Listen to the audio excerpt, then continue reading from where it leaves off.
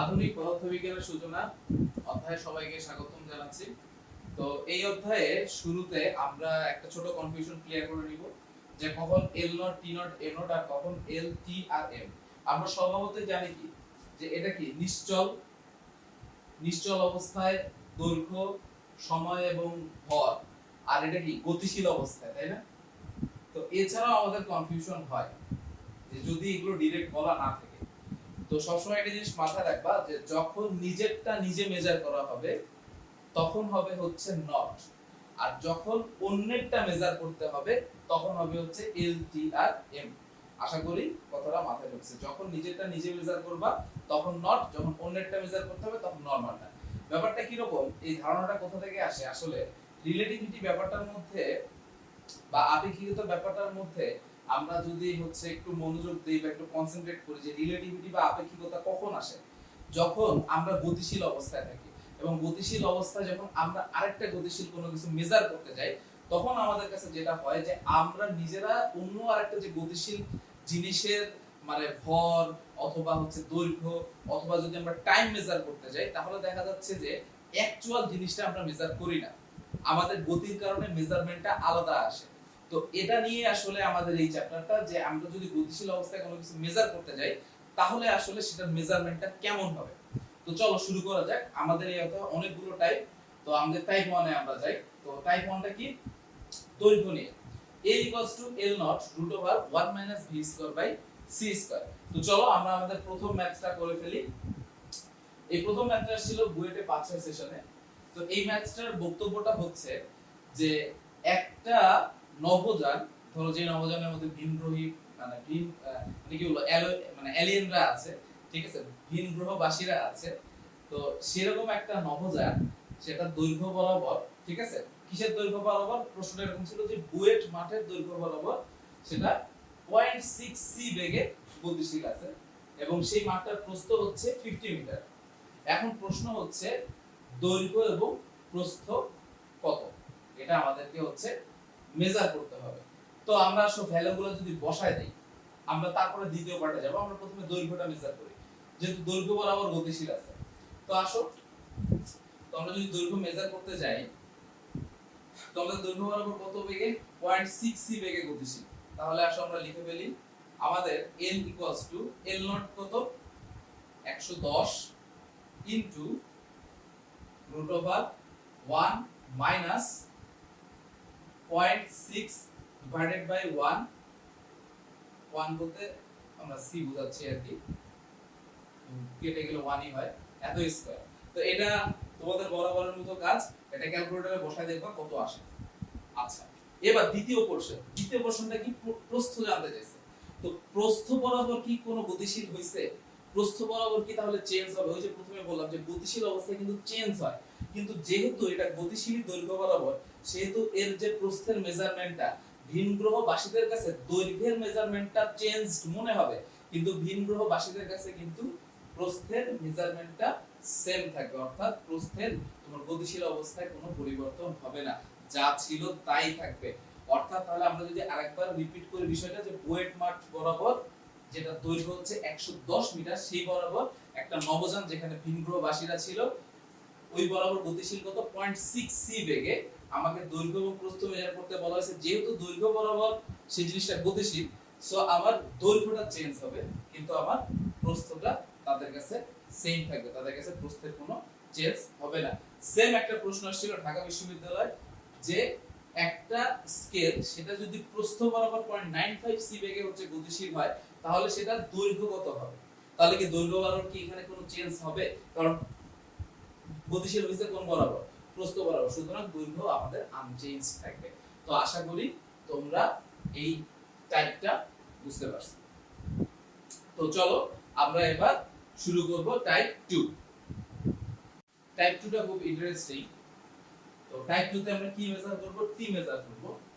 তো এটার আগে তোমাদের একটু রিকল করা দিই যে টাইপ 1 এ আমরা শিখছিলাম যে কখন টি হবে আর কখন টি নট হবে। তো তুমি যখন নিজেরটা নিজে মেজার করবা বা কোনো কিছু নিজেরটা নিজে মেজার করবে সেটা হবে টি নট, আর যখনই অন্যেরটা মেজার করতে যাবে তখন হবে টি। এই টেকনিকটা জাস্ট মাথায় রাখলে এই ম্যাথগুলো কিচ্ছু না। তো চলো ম্যাথে চলে যাই। ম্যাথটা বলা হয়েছে যে একজন মহাকাশচারী যার কিনা বয়স 25 বছর, হ্যাঁ, সে কি করলো, একটা মহাকাশ যানে চড়ে হচ্ছে তোমার মহাকাশ ভ্রমণে গেল। সেই মহাকাশ যানটার বেগ কত ছিল, 1.8 × 10⁸ মিটার পার সেকেন্ড। তো এখানে পরে বলা হলো যে পৃথিবীর হিসেবে সে 30 বছর পরে ফিরে আসলো। পয়েন্ট টু বি নোটেড, পৃথিবীর হিসেবে সে 30 বছর পরে ফিরে আসলো। তাহলে তার বয়স কত হবে?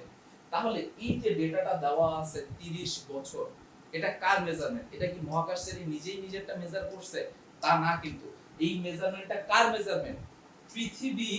পৃথিবী থেকে কেউ অবজার্ভ করতেছে যে সে মহাকাশ ভ্রমণে সে 30 বছর আছে, এইখান থেকে অবজার্ভ করা হয়েছে। এখান থেকে কোনটা অবজার্ভ করা হয়েছে? মহাকাশে ভ্রমণরত আছে এরকম কারোটা অবজার্ভ করা হয়েছে। সেই মহাকাশচারী কিন্তু নিজেরটা নিজে মেজার করে নাই, এটা পৃথিবী থেকে অবজার্ভ করা হয়েছে। তাহলে এই 30টা কি হবে? এই 30টা কি টি হবে না টি নট হবে? অবশ্যই এই 30টা কি হবে? টি হবে। তাহলে আমাদের কাজ হবে কি, এই টি দিয়ে টি নটটা মেজার করা। তাহলে কি অ্যাকচুয়ালি মহাকাশচারী নিজে সে নিজের বয়সের পরিবর্তন কতটুকু পাইছে সেটা আমরা পাবো। সেটার সাথে আমরা যদি তার আগের বয়স, এই যে 25 বছর সে যখন যাত্রা শুরু করছে, সেটা যোগ করে দিই, তাহলে কিন্তু আমরা তার রিকোয়ার্ড বয়সটা পেয়ে যাব। আশা করি তোমরা ক্রিস্টোফার নোলানের একটা মুভি আছে তোমার ইন্টারস্টেলার, এই ইন্টারস্টেলার মুভিতে তোমার হচ্ছে যে তিনজন তোমার হচ্ছে মেবি উনি হলো ওনারা মেবি সায়েন্টিফিক ডিরেক্টর হিসেবে কাজ করছে, হ্যাঁ, তোমার হচ্ছে আমি নামগুলো ভুলে গেছি। তোমার রেইনার ওয়েস ছিল নামে একজন, ঠিক আছে, তারপরে তোমার ভুলে গেছি, আমি অনেক আগে পড়ছিলাম। তো তাদের মধ্যে একজন, তারা কিন্তু হচ্ছে তোমার মেবি 2 বছর আগে তোমার পদার্থবিজ্ঞানে তোমার নোবেল প্রাইজ পেয়েছে ওই যে লিগো প্রজেক্টের জন্য। হ্যাঁ, লিগো প্রজেক্টের জন্য তোমার লিগো প্রজেক্টের মেইন বিষয় ছিল যে তোমার ওই যে দুইটা ব্ল্যাক হোল যখন ঝগড়া করে, মানে তোমার টাইম স্পেস কার্ভের উপর ঝগড়া করা মানে কি, সেই কার্ভটা কি হবে, মানে একটার সাথে আরেকটা ধরো ঘুরতেছে, তাহলে কি হবে, টাইম স্পেস কার্ভ কি মানে কার্ভটা কি করবে, ভাইব্রেট করা শুরু করবে। এই ভাইব্রেশনের ফলে তোমার গ্র্যাভিটেশনাল ওয়েভ সৃষ্টি হয়, মহাকর্ষীয় তরঙ্গ সৃষ্টি হয়। সেই তরঙ্গ যদি কোনো একটা বস্তুর উপর পড়ে তাহলে বস্তুটা প্রসারিত হয়, এবং এরকম মহাকর্ষীয় তরঙ্গের যে এক্সিস্টেন্স আছে সেটা 1917 সালে আইনস্টাইন সাহেব দিয়ে গেছিল। তখন তাকে অনেকে পাগল বলছিল যে এই লোকটা পাগল, ঠিক আছে, গ্র্যাভিটেশনাল ওয়েভ বলে কিছু নাই। অথচ দেখো প্রায় 100 বছর পরে 2017 কিংবা 18 সালে এই লিগো প্রজেক্টের জন্যই কিন্তু নোবেল প্রাইজ পেয়েছিল সায়েন্টিস্টরা, এবং যাদের মধ্যে একজন ক্রিস্টোফার নোলানের এই ইন্টারস্টেলার মুভিতে কাজ করছে। ইন্টারস্টেলার মুভিতে এরকম একটা ঘটনা ছিল যে তার বাবা তার মেয়েকে রেখে তোমার হচ্ছে এরকম এক্সপ্লোরে যায়, এবং ফিরে এসে দেখে তার মেয়ে হচ্ছে কি বয়োবৃদ্ধ হয়ে গেছে। চাইলে তোমরা হলো এই মুভিটা দেখতে পারো, মজা পাবা। আমি নিজেও 2বার দেখে বুঝছি আসলে মুভির কাহিনী কি। তো আশা করি তোমরা যারা ট্যালেন্ট আছে একবারই দেখে বুঝে যাবা। আমার মতো যারা অত ট্যালেন্ট না, অত জিনিয়াস না, মোটামুটি মানের মানুষ, তাদের হয়তো 2বার দেখতে হইতে পারে। তো চলো আমরা ম্যাথটাতে যাই। এই ম্যাথে তোমরা হয়তো একটা জিনিস খেয়াল করছো, এই ম্যাথটা বাংলাদেশের প্রত্যেকটা মেজর ইউনিভার্সিটিতে আসে। ঢাকা বিশ্ববিদ্যালয়, বুয়েট, রুয়েট, চুয়েট, বুটেক্স, যেগুলোতে তোমরা পড়ার স্বপ্ন দেখো, প্রত্যেকটাতে এই ম্যাথটা আসছে। তো চলো তাহলে শুরু করা যাক। আশা করি তোমরা অলরেডি আমার কথা শুনতে শুনতে অনেকে ম্যাথটা সলভ করে ফেলছো। সো এইখানে আমার টি দেওয়া আছে, টি কত দেওয়া আছে, 30 = t naught divided by 1 minus v square by c। দেখো v এর হলো হচ্ছে 1.8, নিচে হচ্ছে 3, উপরে 1 10 টু দি পাওয়ার 8, নিচেও 10 টু দি পাওয়ার 8 চলে যায়, এটার উপরে স্কয়ার।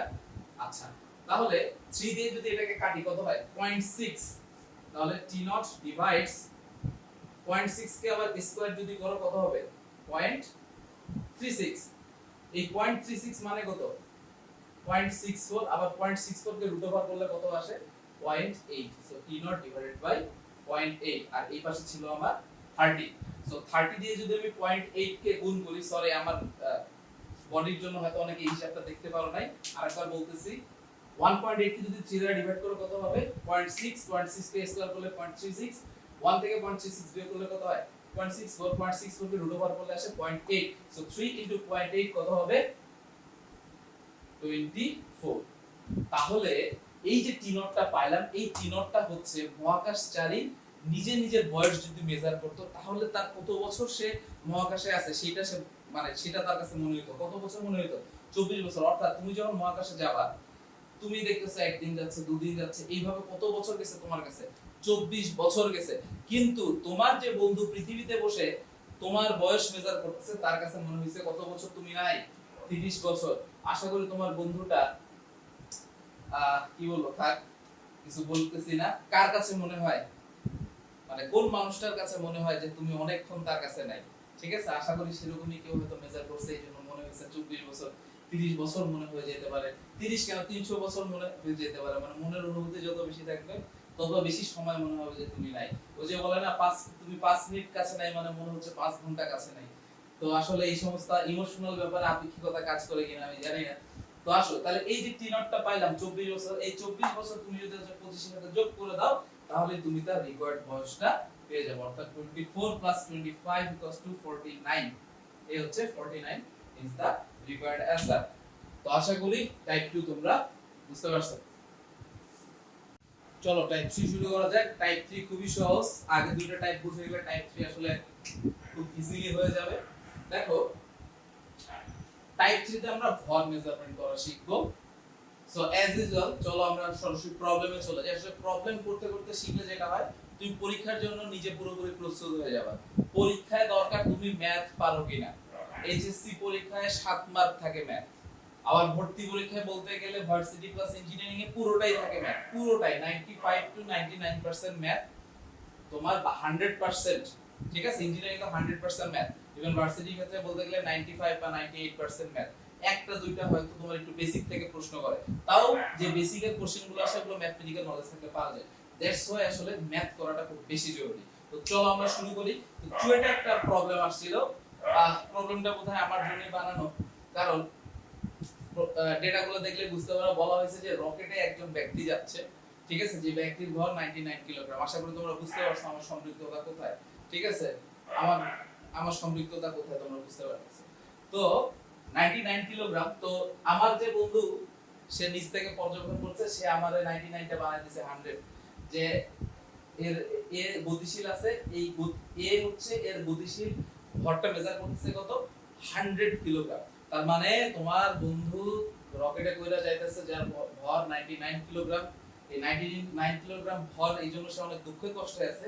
অথচ তুমি বললা যে দোস্ত তোর ভর তো 100 কেজি। তাহলে বলতে হবে, প্রভুকে বের করতে হবে যে এই রকেটের বেগটা কত। তো চলো ভ্যালু বসাই দিলেই খেলা শেষ। যেহেতু এটা কি দেখো, এই 99 কিলোগ্রামটা কি কার, এটা দেখো যে আমাদের সেই সুন্দর টেকনিকটা, এই 99 টা কার মেজারমেন্ট, তোমার বন্ধুর মেজারমেন্ট। সো এই 99 টা হবে কি, সরি এই 99 টা কি তোমার actual measurement, I beg pardon. এই 99 টা কি হবে, এটাকে 99 টা কি বলো, তোমার অ্যাকচুয়াল, যেটা তোমার অ্যাকচুয়াল ভর। তো এই 99 টা কি তোমার m নট। আর এই যে 100 টা যেটা তোমার বন্ধু মেজার করতেছে, কি বলছিলাম টেকনিকটা, যখন তুমি অন্যেরটা মেজার করবা তখন সেটা হয়ে যাবে কি m। সো এই যে 100 টা, এই 100 টা কি বন্ধুর মেজারমেন্ট। বন্ধু কারটা মেজারমেন্ট করে বললো, তোমারটা মেজারমেন্ট করে বললো, দ্যাটস ওয়াই এই 100 টা কি হবে m। তাহলে আমরা ভ্যালুগুলো যদি বসাই দেই তাহলে কি হবে, 100 ইকুয়ালস টু m নট কি হবে 99। আমাকে এই v বের করতে হবে, আর c স্কয়ার তো তোমরা জানোই 3 * 10⁸। এখান থেকে আশা করি তোমরা বের করে ফেলতে পারবে। সো ম্যাথটা আমি আরেকবার রিপিট করতেছি যে একটা রকেটে একজন ব্যক্তি বসেছিল যার ভর ছিল কিনা 99 কেজি, অর্থাৎ এটা কি তার নিশ্চল ভর, অ্যাকচুয়াল ভর m নট। আর তার বন্ধু সে হচ্ছে একে মেজার করতেছে 100 কেজি, অর্থাৎ একজন কি আরেকজনেরটা মেজার করতেছে না, তাহলে এই 100 টা হবে কি আসলে m। পরীক্ষায় আসলে এটাই ঝামেলা হয়।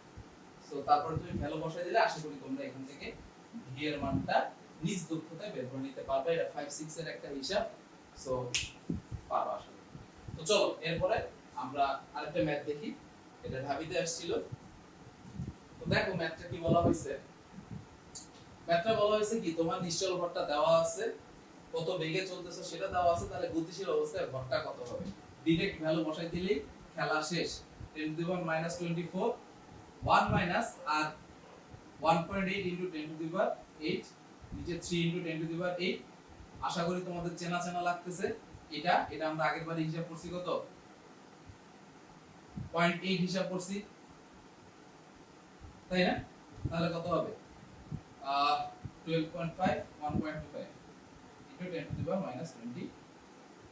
সো আশা করি তোমরা বুঝতে পারছো। সো এই ছিল আমাদের টাইপ 3। তো আমরা এখানে একটা জিনিস ডিসকাস করব যে অনেকে কিছু কিছু ছোট ছোট শর্টকাট বইলা মাথাটা খারাপ করে ফেলায়।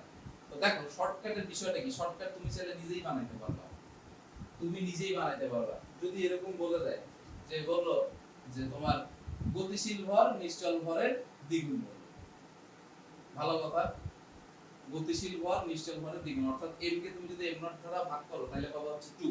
আমি 2 এর জায়গায় দিয়ে দিলাম m, দেখো 2 এর জায়গায় m দিয়ে দিছি। এখন তুমি ক্যালকুলেট করে ফাইনাল যে লাইনটা হবে সেটাই হবে তোমার শর্টকাট। সো আমরা কি করতে পারি, 1 minus b square by c square, এটাকে উপরে নিয়ে গেলাম আর এটাকে নিচে নিয়ে গিয়ে স্কয়ার, স্কয়ার করলে কি হবে, এর স্কয়ার চলে যাবে, এর উপরে একটা স্কয়ার চলে আসবে। সো আমার দরকার কি, আমি v বের করব, এটাকে এই পাশে নিয়ে আসো, এটাকে ওই পাশে নিয়ে যাও। এটা করলে কি হয়, 1 মাইনাস 1 বাই m স্কয়ার এর সাথে কি হবে, c স্কয়ার চলে যাবে, আর v এর স্কয়ার যদি উঠায় দাও এটা রুট ওভার চলে যাবে, c এর স্কয়ারটা চলে যাবে। এই হচ্ছে তোমার শর্টকাট তৈরি হয়ে গেল। এই শর্টকাটটা তুমি কার কার জন্য ইউজ করতে পারবা, কার কার ফর্মুলা সেম, m আর t এর ফর্মুলা সেম, তাই না? তাহলে l এর জন্য শর্টকাট কি হবে বুঝতেই পারতেছো, এই 1 বাই l এর জায়গায় হয়ে যাবে m স্কয়ার ইনটু c। পরীক্ষার হলে যদি ধরে এটা মনে নাই যে ভাই কোনটা ইউজ করব, ঠিক আছে, দেখ রুটের ভিতর তো ভাই মাইনাস হয়, সো এমন ভাবে ভ্যালু বসাবি যেন হচ্ছে রুটের ভিতরে মাইনাস না আসে, ঠিক আছে। ধর হচ্ছে বলে দিল দ্বিগুণ হইছে, তোর মনে হচ্ছে ধর m এর ক্ষেত্রে বের করতে বললো, তোর এই সূত্রটা মনে পড়তেছে মাথায়। তো দেখ n এর মান যদি 2 বসা সেখানে কি হবে, নেগেটিভ চলে আসবে। সো দুইটা অ্যাকচুয়ালি কোথায় বসাবে, এখানে বসাবে।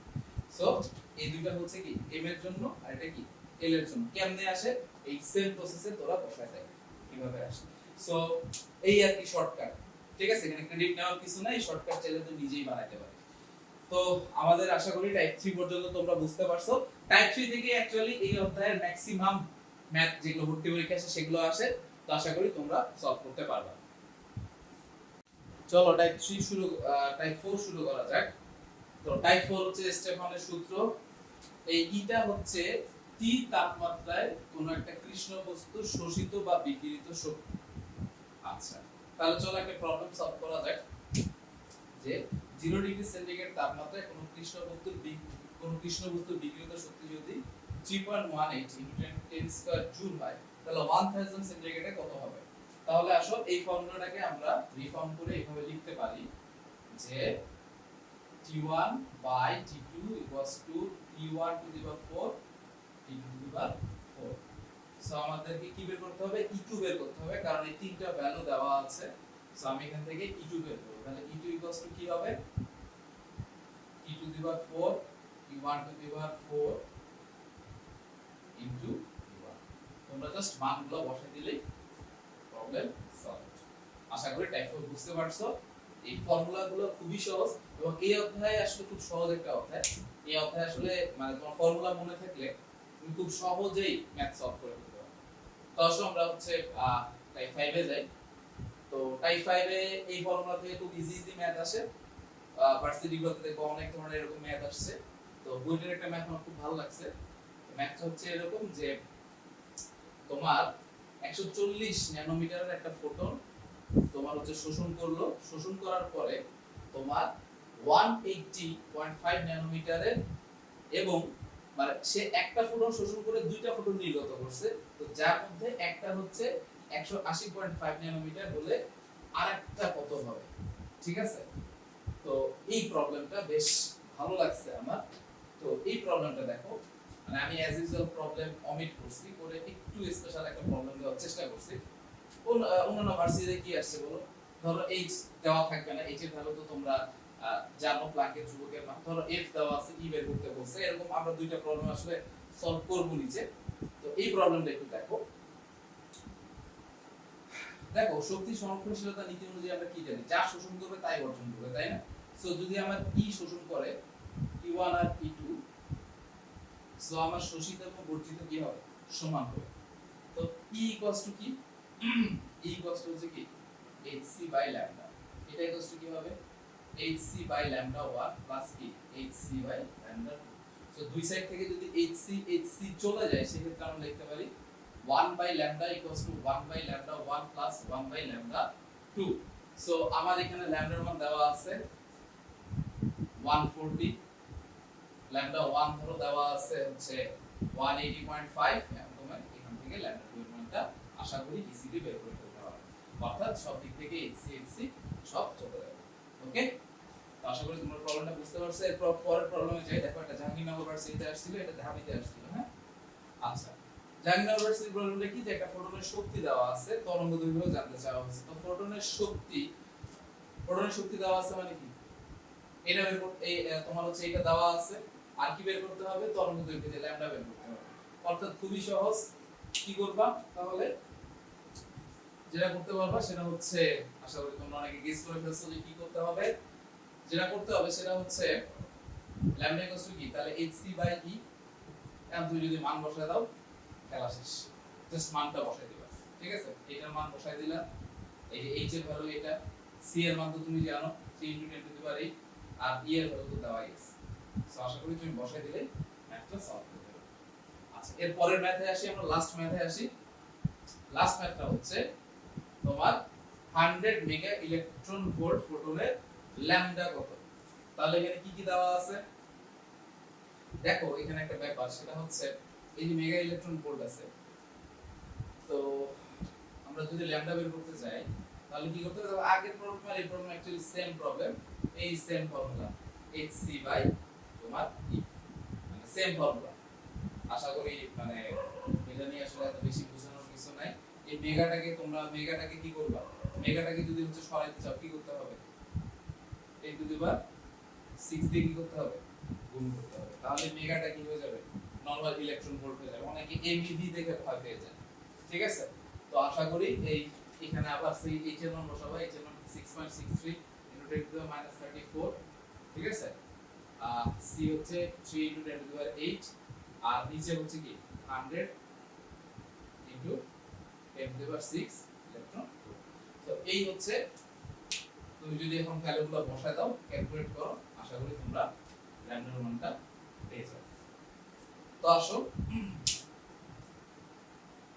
আমরা আমাদের টাইপ 6 এ যাই। যেহেতু এগুলো ছোট ছোট সেজন্য আসলে একবারে আলোচনা করা। তো টাইপ 6 দেখো এক্স রে রশ্মি নির্গমন। এক্স রে রশ্মি নির্গমনের ঘটনাটা কি হয়, ধরো অ্যানোড এবং ক্যাথোড দুইটা ভোল্টেজ ডিফারেন্স থাকে ধরো টি। এখন ধরো যখন হচ্ছে একটা এক্স রশ্মি নির্গমন করা হয় তখন ধরো সেটার ফোর্স থাকে ইভি। ঠিক আছে, ইভি। তো সেটা যখন গিয়ে ধরো আঘাত করার পরে কি হয়, সেখান থেকে সর্বোচ্চ শক্তি নির্গমন হয়, যেটাকে বলা হচ্ছে ই ম্যাক্স নির্গমন হয়। তাহলে ই ম্যাক্স যখন মানে শক্তি যখন সর্বোচ্চ হবে, ফ্রিকোয়েন্সির মানও কি হবে সর্বোচ্চ হবে। এখন একটা জিনিস খেয়াল করো, আমরা কি জানি v কি f ল্যামডা, f এর সাথে ল্যামডার সম্পর্ক কি ব্যস্তানুপাতিক। তাহলে f যখন ম্যাক্সিমাম হবে ল্যামডা তখন মিনিমাম হবে। সো ব্যাপারটা হচ্ছে এটাই যে যখন f ম্যাক্স হবে তখন ল্যামডা কি হবে মিনিমাম হবে। সো আমাদের এরকম একটা প্রবলেম যে আমার শক্তির মান যদি 50 কিলো ভোল্ট হয়, আচ্ছা কিলো ভোল্টকে কি করে ইলেকট্রন ভোল্ট করব, ইলেকট্রন ভোল্টকে জুল করা খুবই সহজ, যেটা তোমরা জানো। তো আমরা তাহলে এই কিলো ভোল্টকে আবার ভোল্ট মানে ইলেকট্রন ভোল্ট বানাবো কিভাবে দেখো। তো আসো আমরা এখান থেকে এখান থেকে প্রবলেমটা সলভ করতে পারি যে এই দুই লাইন নিলে আমাদের ম্যাথ সলভ হয়ে যায়। তো আসো আমরা সলভ করি।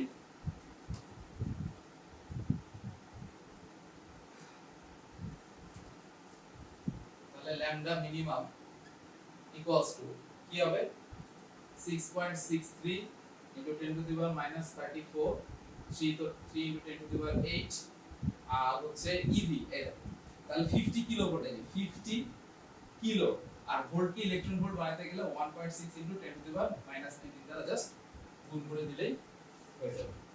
এই হচ্ছে আমাদের ল্যামডা পেয়ে যাবে। এটা আশা করি ক্যালকুলেটরে মেরে দিবা, যা আসে তাই আছে। ওকে, সো আই হোপ যে তোমরা এই যে তিনটা টাইপ ছোট ছোট তিনটা টাইপ দেখাইলাম, এই তিনটা টাইপে কিন্তু দেখছো ম্যাথের মধ্যে মানে ম্যাথগুলো সহজ, বাট কিছু কিছু কিন্তু ভ্যারাইটি আছে। আমি একটু ভ্যারাইটি ম্যাথ দেখানোর চেষ্টা করছি, সো আশা করি এই তিনটা ফর্মুলা থেকে ম্যাথ আসলে তোমাদের সমস্যা হবে না। তো চলো টাইপ 7 শুরু করা যাক। টাইপ 7 হচ্ছে ভরবেগ সংক্রান্ত। তো দেখো এখান থেকে কি ধরনের প্রবলেম আসে। তো বলা হচ্ছে যে একটা সোডিয়াম পরমাণু থেকে একটা হলুদ বর্ণের ফোটন কণা নিঃসরিত হলো। এই নিঃসরণের ফলে যেটা হলো, এই সোডিয়াম পরমাণুটা কি পশ্চাৎ প্রসারিত হলো, ঠিক আছে? তো কি বের করতে হবে? পশ্চাৎ প্রসারণ বেগ কত। ওকে, তো দেখো আমরা কিভাবে বের করতে পারি। দেখো আমরা এখানে কি কি দেওয়া আছে, দেখো তরঙ্গ দৈর্ঘ্য দেওয়া আছে, যে ফোটনটা নির্গত হচ্ছে সেই তরঙ্গ দৈর্ঘ্য দেওয়া আছে, আর সোডিয়াম পরমাণুর ভর দেওয়া আছে। তো দেখো আমরা ম্যাথটা কিভাবে করতে পারি। তো চলো আমরা এক কাজ করি, আমরা ভরবেগটা ওখানে বের করি। তাহলে p কি h বাই ল্যামডা। h হচ্ছে 6.63 * 10 টু দি পাওয়ার মাইনাস 34, আর ল্যামডার মানটা তো দেওয়া আছে, ল্যামডার মান কত 589 * 10 to the power minus 9। So আমরা এখান থেকে কি পাবো? একটা ভরবেগ পাবো, তাই না? তাহলে আমরা কি জানি এই ভরবেগ আর তোমার হচ্ছে সোডিয়ামের ভরবেগ সেম হবে। এইখান থেকে আমরা কি করব জানো? এইখান থেকে আমরা যেটা করব, এটা ইকুয়ালস টু কি mna v। এই যে পশ্চাৎ প্রসারণ বেগটা, যে কত বেগে এটা পিছনে চলে আসবে, সেই বেগটা আমরা পেয়ে যাচ্ছি। তো এই কলটা আমরা কি করতে পারি, এই ভ্যালুকে যদি হচ্ছে এখন এই mna দ্বারা ভাগ করো, যেটা তোমার দেওয়া আছে, এটাতে ভাগ করলে কি পাওয়া যাবে? আমাদের যে পশ্চাৎ প্রসারণ বেগ যেটা চাওয়া হয়েছে সেটা পাওয়া যাবে। তো এগুলো ভার্সিটিতে আসলে খুব রেয়ার, আমি তাও আসলে চাচ্ছি যে সবগুলো টাইপ যেন কভার করা যায়, সেজন্য আসলে এটা করানো। তো এরপরে আসলে আমরা টাইপ 8 এ চলে যাই। টাইপ 8 টা হচ্ছে ইলেকট্রনের বেগ সংক্রান্ত। খুবই সহজ সহজ ম্যাথ আসে। দেখো আমরা রোয়েডের একটা ম্যাথ করি যে 10 কিলোভোল্টের ভেতর দিয়ে গেলে তোমার হচ্ছে আমার ইলেকট্রনের বেগটা কত হবে। একটা ইলেকট্রন যদি এত কিলোভোল্টের ভিতর দিয়ে যায়, তাহলে আর ভেলোসিটি কত হবে? জাস্ট কিছুই না, এই যে মানটা বসাই দিতে হবে। তাহলে e 10 কিলোভোল্ট মানে 10 to the power 3 1.6 10 to the power minus 19। এরপরে m কত? মাইনাস 31। আশা করি এটা ক্যালকুলেট করলে পেয়ে যাবেন। এরপরে আসো টাইপ 9 যে আমরা টাইপ 9 টা কি? দেখো নিবৃত্তি বিভব। টাইপ 9 টা হচ্ছে নিবৃত্তি বিভব সংক্রান্ত। নিবৃত্তি বিভব, আচ্ছা নিবৃত্তি বিভব জিনিসটা কি? দেখো ফটো ইলেকট্রিক ইফেক্ট আমরা সামনে আলোচনা করব। তো ফটো ইলেকট্রিক ইফেক্টে যেটা হয়, সেটা যখন কোনো একটা ধাতব পদার্থের উপরে পড়ে, তখন সেখানে কি হয়? তড়িৎ প্রবাহ সৃষ্টি হয়। তো সেই ধাতব পদার্থে যেই পরিমাণ বিভব সৃষ্টি করলে সেখানে আর কোনো ধরনের কোনো তড়িৎ প্রবাহ থাকবে না, সেটাকেই বলা হচ্ছে কি নিবৃত্তি বিভব। তো নিবৃত্তি বিভবের ম্যাথ খুবই সিম্পল আসে। আসলে আমি বলছিলাম যে এই অধ্যায়ের ম্যাথগুলো খুবই ইজি, জাস্ট ফর্মুলাগুলো মাথায় রাখা যায়। সো VA মানে বেগ কত হলে নিবৃত্ত বিভব হচ্ছে তোমার 0.96 ভোল্ট হবে। তো আসো এখান থেকে খুবই ইজিলি বের করা যায় এই সেম ফর্মুলা। দেখো তাহলে E যদি এইভাবে চলে আসে, তাহলে V কত হবে? √EVS ডিভাইডেড বাই কি m। এখন তুমি যদি মানগুলো বসায় দাও, ঠিক আছে, m এর ভ্যালু তো তোমরা জানোই, একটা ইলেকট্রনের ভর তোমরা জানো, আর তোমার কি, তোমার তো এখানে তুমি ডাইরেক্ট বসাই দিতে পারবে তোমার 0.96 ভোল্ট। আশা করি তোমরা কনভার্টটা করতে পারবা। আমি আরেকবার দেখাই দিচ্ছি। জুল থেকে ইলেকট্রন ভোল্টের কনভার্সেশন তোমরা জানো, অনেকে ভোল্ট দেখলে ভগায় যায়। তো এটার সাথে কি করব, 1.6 * 10 টু দি পাওয়ার মাইনাস 19 গুণ করে দিলেই হবে। আর m তোমরা জানো, ব্যাস এই। আর লাস্টেরটা হচ্ছে লরেন্স ট্রান্সফরমেশন। এটাও অতটা আসে না, ভর্তি পরীক্ষার জন্য খুব একটা ইম্পর্টেন্ট না, অ্যাকচুয়ালি ইম্পর্টেন্ট না এটা, তাও জাস্ট জানার জন্য যে গতিশীল অবস্থায় x অক্ষ বরাবর সরণ যদি এটা হয়, তাহলে সরি স্থির অবস্থায় x অক্ষ বরাবর যদি তোমার x অক্ষ বরাবর সরণ যদি এটা হয়, তাহলে হচ্ছে আমার গতিশীল অবস্থায় কত হবে? খুবই সহজ, x - dt divided by 1 - v² c²। তো মিস্টার লরেন্স আরেকটা ট্রান্সফরমেশন দেখাই গেছেন, সেটা হচ্ছে t এর ট্রান্সফরমেশন। t এর ট্রান্সফরমেশনটা হচ্ছে যদি স্থির অবস্থায় t এটা হয় vx/c² divided by 1 - v² c² হয়, তাহলে গতিশীল অবস্থায় হবে t dash equals to t minus vx divided by c square divided by 1 minus e square by c square.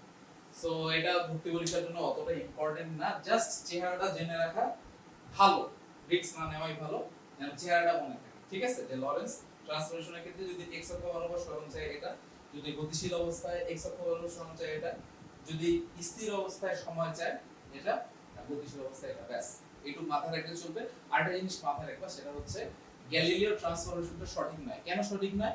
Galileo transformation থেকে যখন আমরা হচ্ছে চলমান অবস্থায় বের করতে চাই, অন্য কাঠামোতে বের করতে চাই, তখন দেখা যায় যে তোমার বেগটা, আলোর যে বেগটা, আলোর বেগ কি সব কাঠামোতে সেম থাকার কথা, কিন্তু গ্যালিলিও ট্রান্সফরমেশন দিয়ে ডিরাইভ করে দেখা গেছে যে সব কাঠামোতে আলোর বেগটা সেম পাওয়া যায় না। দ্যাটস ওয়াই কিন্তু গ্যালিলিও ট্রান্সফরমেশনটা ভুল। গ্যালিলিওর পরে লরেন্স সাহেব এই ট্রান্সফরমেশনটা দেন, এরপরে কিন্তু আমাদের আইনস্টাইন সাহেবের ফর্মুলাগুলো, যেগুলো আমরা প্রথম তিনটা টাইপে আমরা মোটামুটি ডিসকাস করে ফেলছি। তো আশা করি টাইপ 10 পর্যন্ত তোমাদের ক্লিয়ার হইছে। এর পরবর্তীতে আমরা টাইপ 11 শুরু করব। টাইপ 11 12 আসলে একটা টাইপেরই দুইটা পোরশন। তো আসো আমরা একটু ফটো ইলেকট্রিক ইফেক্টটা দেখি। ফটো ইলেকট্রিক ইফেক্টটা কি রকম, যে একটা তরঙ্গ, ঠিক আছে, এই যে হচ্ছে তরঙ্গের শক্তি, এটা এসে দুইটা পার্টে কনভার্ট হবে। একটা পার্ট কি করবে, এখানে এই ধাতুতে যে ইলেকট্রন আছে সেটা মুক্ত করার কাজে ব্যবহৃত হবে, আর বাকিটা কি হবে, বিকিরিত হয়ে যাবে, গতি শক্তিতে পরিণত হবে। তাহলে কার্য অপেক্ষক, দেখো কার্য অপেক্ষক জিনিসটা কি, যে যেই শক্তিটা তোমার একটা ধাতুর ইলেকট্রন মুক্ত হওয়ার কাজে ব্যবহৃত হচ্ছে সেটা হচ্ছে কি তোমার কার্য অপেক্ষক W। ঠিক আছে, অনেকে W নট লিখে, অ্যাজ ইউ উইশ। তাহলে আমরা কি লিখতে পারি, এটা যদি আমরা E ধরি, এই লাইন থেকে আমরা লিখতে পারি E equals to W plus, okay, সর্বোচ্চ গতি শক্তি। ওকে, আচ্ছা, এই হচ্ছে আমার ফটোইলেকট্রিক ইফেক্ট, যে একটা তরঙ্গ যার শক্তি আছে সেটা কি দুইটা পোরশনে ভাগ হবে। একটা ধাতব পদার্থের উপরে পড়ার পরে একটা পার্ট কি করবে, তোমার ধাতুর মধ্যে যে ইলেকট্রন গুলো আছে সেটাকে মুক্ত করার কাজে ব্যবহৃত হবে, আর বাকিটা কি হবে, সর্বোচ্চ গতি শক্তিতে পরিণত হবে। তো দেখো, তাহলে আমরা এই পোরশনটাকে বলছি কার্য অপেক্ষক। তো কার্য অপেক্ষক W ইকুয়ালস টু কি, HF নট। F নটটাকে বলা হয় থ্রেশহোল্ড ফ্রিকোয়েন্সি বা সূচন কম্পাঙ্ক। ঠিক আছে, এটাকে বলা হয় সূচন কম্পাঙ্ক। তো দেখো, তাহলে একটা ফোটনের তোমার হচ্ছে তরঙ্গ দৈর্ঘ্য দেওয়া আছে, কি বের করতে হবে, কার্য অপেক্ষকের মান বের করতে হবে, বলে দিছে ইলেকট্রন ভোল্টে বের করতে হবে। ওকে, তো আমি জানি তোমরা হচ্ছে ইলেকট্রন ভোল্টের কনভার্সনটা জানো, তাও আমি দেখাই দিচ্ছি একবার। তাহলে W equals to hc by lambda, hc by lambda.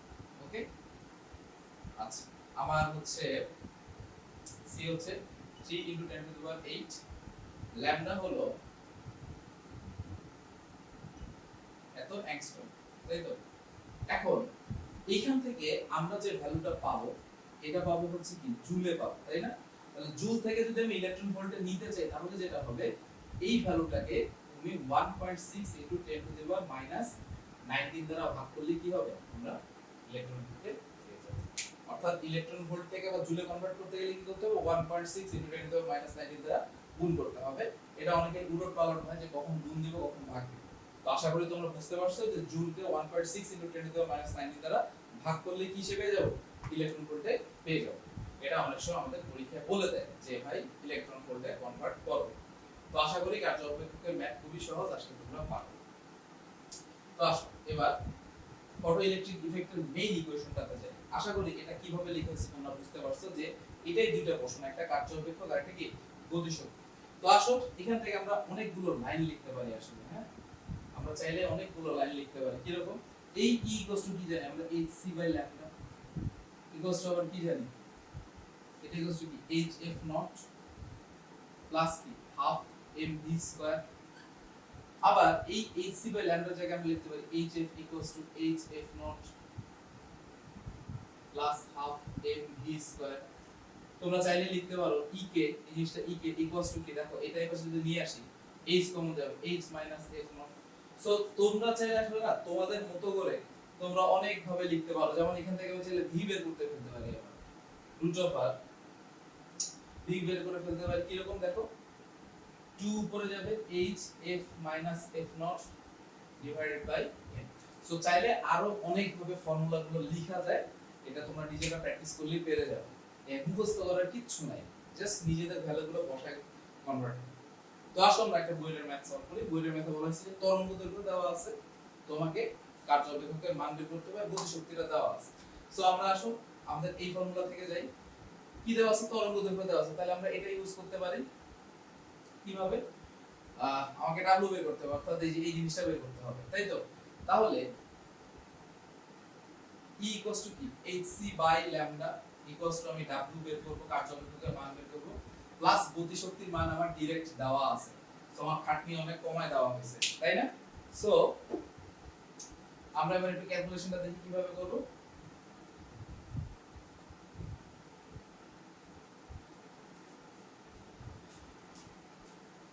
কিভাবে ক্যালকুলেশনটা করব দেখো। w নট ইকুয়ালস টু কি? hc by lambda minus ck। So ভ্যালুগুলো বসায় দাও। hc বাই ল্যামডা আবার লিখি -34 into 3 into 10 to the power 8 by lambda হচ্ছে 4000 angstrom 10 to the power -10 minus E এর হলো কত?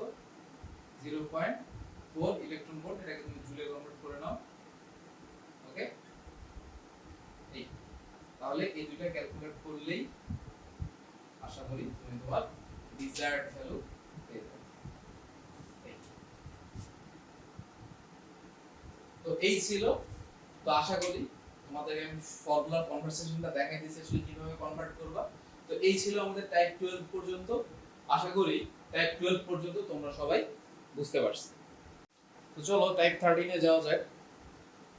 টাইপ 13 হচ্ছে, শুরুতেই আসলে আমরা ডি ব্রগলির তরঙ্গ নিয়ে আলোচনা করি। তো মিস্টার ডি ব্রগলি বলে গেছেন কি যে শক্তি মানে কণা সদৃশ এবং তরঙ্গ সদৃশ উভয় রূপেই কি আচরণ করে। তো ডি ব্রগলির যে তরঙ্গ সেটার ফর্মুলা এটা, এই ফর্মুলা থেকে প্রায় ভর্তি পরীক্ষায় ম্যাথ আসে। তো চলো আমরা একটা ম্যাথ সলভ করি, খুবই ইজি ম্যাথ আসে। বলা হচ্ছে কি একটা ইলেকট্রনের বেগ দেওয়া আছে, তোমাকে কি বের করতে হবে? তরঙ্গ দৈর্ঘ্য বের করতে হবে। তো দেখো তাহলে ল্যামডা ইকুয়ালস টু কি? h এর ভ্যালু তোমরা জানো, ইলেকট্রনের ভরও তোমরা জানো, এই বেগ জাস্ট বসাই দিলেই হয়ে যাবে। 6.63 into 10 to the power -34 আর ভর তো তোমরা জানো 9.11 into 10 to the power -31 আর বেগ দেওয়া আছে কত? 2.5 into 10 to the power 6। ব্যাস, ক্যালকুলেটর চাপলে শেষ। এরপরে আসো কম্পটন ইফেক্ট। কম্পটন ইফেক্ট কি জিনিস? যে ধরো এক বর্ণী এক্স-রে যদি হচ্ছে কোন একটা ফোটনকে এসে হিট করে, তো দুই ধরনের তরঙ্গ দৈর্ঘ্য দেখা যায়, ঠিক আছে? এক ধরনের তরঙ্গ দৈর্ঘ্য হচ্ছে ল্যামডা নট, যেটা হচ্ছে যেই তরঙ্গ এসে হিট করছে সেই তরঙ্গের তরঙ্গ দৈর্ঘ্য সমান। আরেকটা ধরো লেটস সে ল্যামডা ড্যাশ। তো দেখা যায় এই ল্যামডা ড্যাশটা হচ্ছে ল্যামডা নটের থেকে বড় এবং এই ল্যামডা ড্যাশটা আপতিত কোণ ফাই এর উপর নির্ভর করে। বুঝা গেছে? তাহলে এই জিনিসটাকে বলা হচ্ছে Compton shift. Compton shift. Okay, তাহলে দেখো এই দুইটা তরঙ্গের এই যে পার্থক্য হচ্ছে, ঠিক আছে, এই জিনিসটাকে বলা হচ্ছে কম্পটন শিফট। আর এই যে ঘটনাটা, এই ঘটনাটাকে বলা হচ্ছে কম্পটন ক্রিয়া। তাহলে আসো আমরা আরেকবার ফিল করি যে ধরো একটা একবর্ণী এক্স-রে, সেটা এসে একটা হচ্ছে ইলেকট্রনকে আঘাত করলো, আঘাত করার পরে যেটা হলো, আঘাত করার পরে দুই ধরনের তুমি তরঙ্গ দৈর্ঘ্য পাচ্ছ। একটা হচ্ছে কি সেই যেই তরঙ্গে এসে আঘাত করছে সেই তরঙ্গের সমান, আরেকটা কি ভিন্ন, ঠিক আছে? ধরো লেটস সে সেটা ল্যামডা ড্যাশ।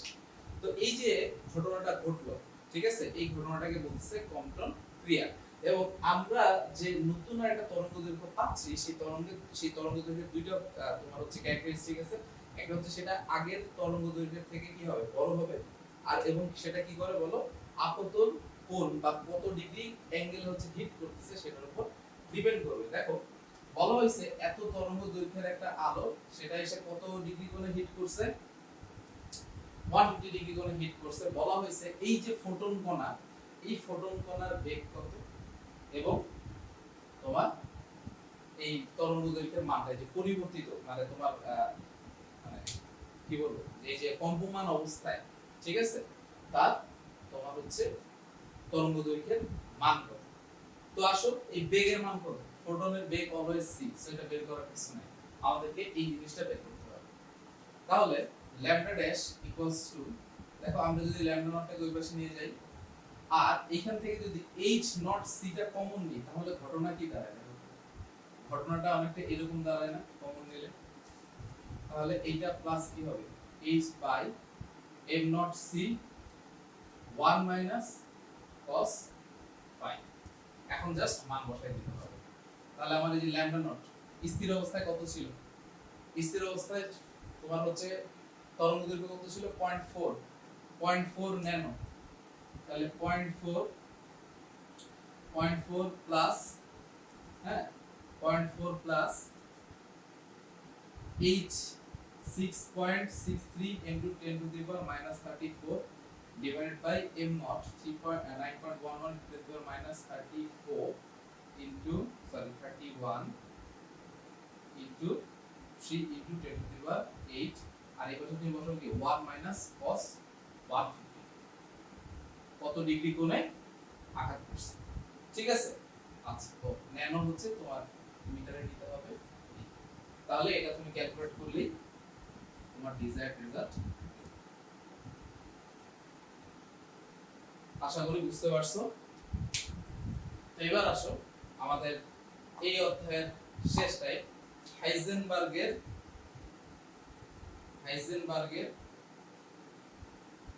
অনিশ্চয়তা নীতি, হাইজেনবার্গের অনিশ্চয়তা নীতি। আচ্ছা বিজ্ঞানী হাইজেনবার্গ নিয়ে দুটো কথা বলি। এই লোকটাকে আমার খুব পছন্দ, একজন German scientist.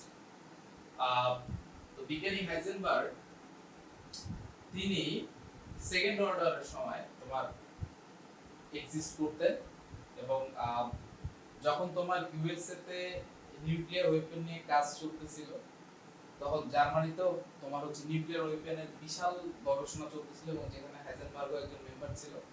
Heisenberg actually nuclear weapon চাইলে বানাতে পারতো, বাট সে মানব জাতির কল্যাণের জন্য আসলে এটা অমিট করে গেছে, ঠিক আছে। সে আসলে জানতো যে হিটলারের হাতে যদি এই নিউক্লিয়ার ওয়েপন পড়ে তাহলে আসলে ঝামেলা হয়ে যাবে। তো হাইজেনবার্গ সাহেব আসলে খুবই ভালো একটা মানুষ ছিলেন। আর ওইদিকে আইনস্টাইনও কিন্তু মোটামুটি কনস্পিরেসি শিকার ছিলেন, ঠিক আছে। মানে সে যে তিনি যে স্বেচ্ছায় ইউএসএ কে তার হচ্ছে নিউক্লিয়ার রিসার্চটা দিয়ে দিতে ব্যাপারটা কিন্তু এরকম না, অনেকটা তার কাছ থেকে জোর করে নিয়ে এবং মোটামুটি ইউএস এর ম্যাক্সিমাম সায়েন্টিস্টই এটা ডেভেলপ করছে, ঠিক আছে। এখানে এই তোমার হচ্ছে পারমাণবিক বোমা বানানোর যে একটা প্রজেক্টটা সেখানে আইনস্টাইনের মানে কি বলবো তেমন সক্রিয়তা ছিল না, বা যতটুকুও ছিল সেটা হলো একটু জোর করে। কারণ আইনস্টাইন হোল লাইফ যাই থাকুক অ্যাজ হিউম্যান বিং অনেক ভালো মানুষ ছিলেন। তো এবং যেটা করা হয় সেটা হচ্ছে তোমার হিরোশিমা এবং নাগাসাকি 7 আগস্ট এবং 9 আগস্ট 1945 সালে বোমা হামলা ফেলার পরে তাকে আসলে ক্রেডিট দেওয়া হয় যে এটা আইনস্টাইন সাহেবের জন্য হয়েছে, আসলে তাকে দোষ দেওয়া ঠিক না। তো যাই হোক এই সমস্ত সায়েন্টিস্ট আমাদের জীবনে আসলে তারা তাদের ভূমিকায় বলবো অনেক, তাদের রিসার্চ আমাদের জীবনকে অনেক আগায় নিয়ে গেছে। তো মিস্টার হাইজেনবার্গ যে জিনিসটা বলছেন, তোমার হাইজেনবার্গ, আইনস্টাইন, নিলস বোর এরা কিন্তু সব, তারপর তোমার মাদাম কুরি, এনারা কিন্তু সব সমসাময়িক সায়েন্টিস্ট ছিলেন, ঠিক আছে। একে অন্যের সাথে যোগাযোগ ছিল, দেখা হতো। তো যাই হোক এনাদের লাইফ নিয়ে জানতে আসলে অনেক মজা পাবা, চাইলে জানতে পারো। তো হাইজেনবার্গের অনিশ্চয়তা নীতি যে জিনিসটা, যে তুমি একটা কণার অবস্থান এবং ভরবেগ কোনটাই সিমুলটেনিয়াসলি কারেক্ট ভাবে নির্ণয় করা সম্ভব না। এবং এই যে ইকুয়েশনটা আছে এটার মিনিংটা কি দেখো, এটার মিনিংটা হচ্ছে আমি যদি পরের লাইন লিখি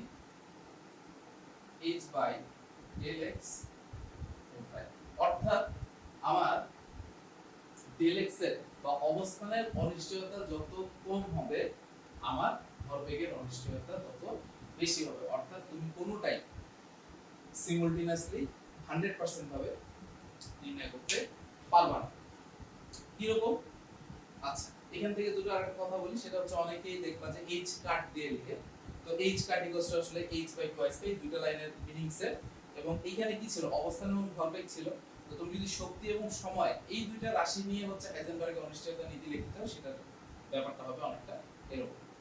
তো আসো এটা দিয়ে যদি ম্যাথ আসে কিরকম আসতে পারে, যদিও ম্যাথ আসা মোটামুটি পসিবল বা অত ইম্পর্টেন্ট না, জাস্ট জেনে রাখা ভালো।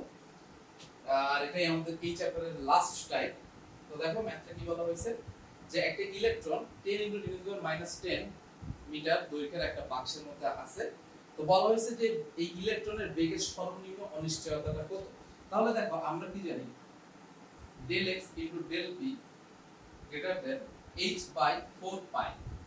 তাহলে এখান থেকে আমরা লিখতে পারি m del p h/4 পাই। তাহলে এরপরে আমরা লিখতে পারি, এটা মুছে দিলাম, এখান থেকে আমরা লিখতে পারি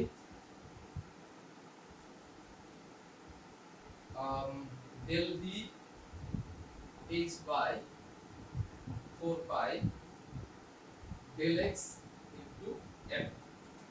তাহলে এখন জাস্ট যদি আমরা ভ্যালু বসাই দিই, ভ্যালু বসাই দিলে কি হবে 6.63 × 10⁻34 4 × 3.14 into del x এর মান দেওয়া আছে 10 × 10⁻10।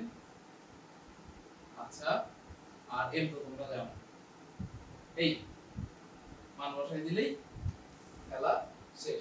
তো এই ছিল আমাদের এই অধ্যায়ে টোটাল পড়া। এই অধ্যায়ে অনেকে মনে করে যে খুব কমের উপর দিয়ে চালাই দিব, কিন্তু আসলে দেখো আমরা মোটামুটি 15টা টাইপ আলোচনা করে ফেলছি এই অধ্যায়ে। তো আশা করি তোমরা পুরো অধ্যায়টা বুঝতে পারছো এবং ভালো মতো প্র্যাকটিস করবে ম্যাথগুলো। সবাইকে ধন্যবাদ।